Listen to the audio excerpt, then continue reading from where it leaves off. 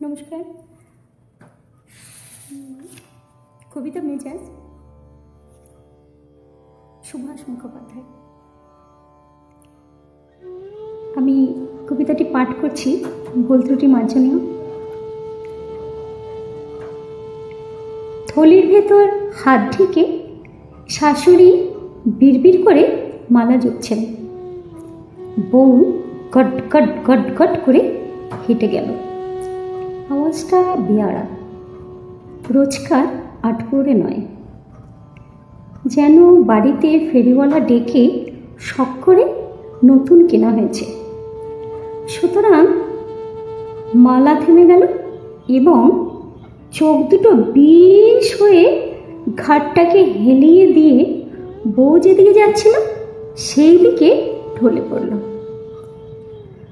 বিলক্ষণ রাগ দেখিয়ে নিচের চোয়াল সামনে ঠেলে দাঁতে দাঁত লাগালো।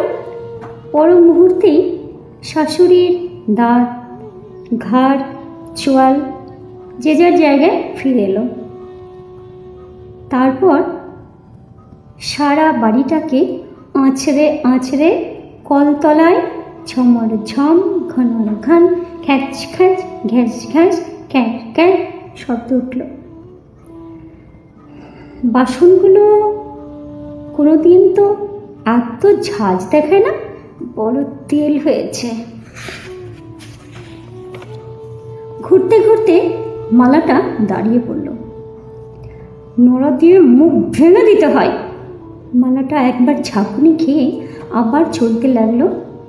নাকে অস্ফুট শব্দ করে থলির ভেতর 5টা আঙুল হঠাৎ মালাটার গলা টিপে ধরল। মিনসের আক্কেল বলিহারি কোত্থেকে এক কালো অলক্ষণে পায়ে খুঁড়োওয়ালা ধিঙ্গি মেয়ে এনে ছেলেটার গলায় ঝুলিয়ে দিয়ে চলে গেল। কেন, বাংলাদেশে ফর্সা মেয়ে ছিল না? বাপ অবশ্য দিয়েছিল, থুয়েছিল। হ্যাঁ দিয়েছিল, গলায় রসুলি দিয়ে আদায় করা হয়েছিল না? এবার মালাটাকে দয়া করে ছেড়ে দেওয়া হলো। শাশুড়ির মুখ দেখে মনে হচ্ছিল থলির ভেতর হাত ঢুকিয়ে দিয়ে এই সময় কি যেন তিনি লুকোচ্ছিলেন। একটা জিনিস, কমাস আগে বৌমা মরার জন্য বিষ খেয়েছিল। ভাসুকর ডাক্তার না হলে ও বউ বংশের গালে ঠিক চুনকালি লাগাতো। কেন, অসুখ করে মরলে কি হয়? ঢঙিয়ার কাকে বলেছে? হাতে এক রাশ ময়লা কাপড় নিয়ে কালো বউ গটগট গটগট করে সামনে দিয়ে চলে গেল। না, আর বাড়তে দেওয়া ঠিক নয়। বৌমা, বলুন। উফ, গলার স্বরটা ঠিক কাঁচা গলায় দেওয়ার মতো নয়, বড্ড ন্যাড়া। হঠাৎ এই দিমাগ এলো কোত্থেকে? বাপের বাড়ির কেউ তো ভাইফোঁটার পর আর এদিকে মারায়নি। বাড়িটা যেন ঝড়ের অপেক্ষায় থমথম করছে। ছোট ছেলে কলেজে, মেজটি সামনের বাড়ির রোয়াকে বসে রাস্তায় মেয়ে দেখছে। ফর্সা ফর্সা মেয়ে, বৌদির মতো ভূষুন্ডি কালো নয়। বালতি ঠনঠনিয়ে বউ যেন মাকালের মতো রণরঙ্গি বেশে কোমরে আঁচল জড়িয়ে চোখে চোখ রেখে শাশুড়ির সামনে দাঁড়ালো। শাশুড়ির কেমন যেন হঠাৎ গা ছমছম করতে লাগলো। তাড়াতাড়ি থলির মধ্যে হাতটা ঢুকিয়ে ফেলে চোখ নামিয়ে বলল, আচ্ছা থাক, এখন যাও। বৌমা উঁচু করে গট গট গট গট করে চলে গেল।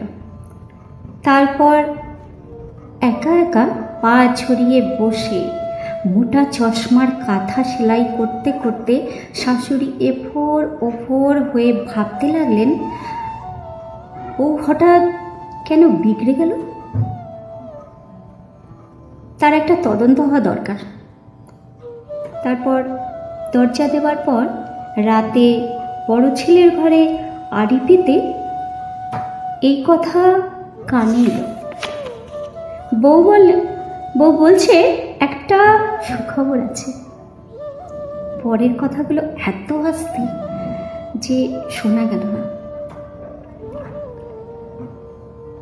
কিন্তু তদন্তটা শেষ হওয়া দরকার। বইয়ের গলা মা কান খাড়া করলেন, বলছে, দেখো ঠিক আমার মতো হবে।